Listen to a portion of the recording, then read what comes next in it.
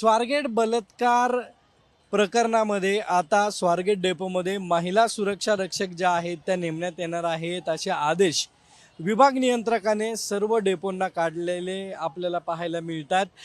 ते पत्र जे आहे ते विभागाकडून सध्या स्वारगेट डेपो यांना प्राप्त झालेलं आहे। स्वारगेट डेपो असेल, शिवाजीनगर डेपो असेल, त्याचबरोबर रेल्वे स्टेशन या ठिकाणचा डेपो असेल, या ठिकाणी महिला सुरक्षा रक्षक जे आहेत त्या नेमण्यात येणार आहेत।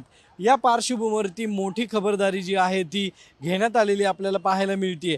जोपर्यंत महिला सुरक्षा रक्षक नेमले जाणार नाही तोपर्यंत पुणे पोलीस आणि CRPFचा बंदोबस्त जो आहे तो स्वारगेट डेपोमध्ये आपल्याला पाहायला मिळणार आहे।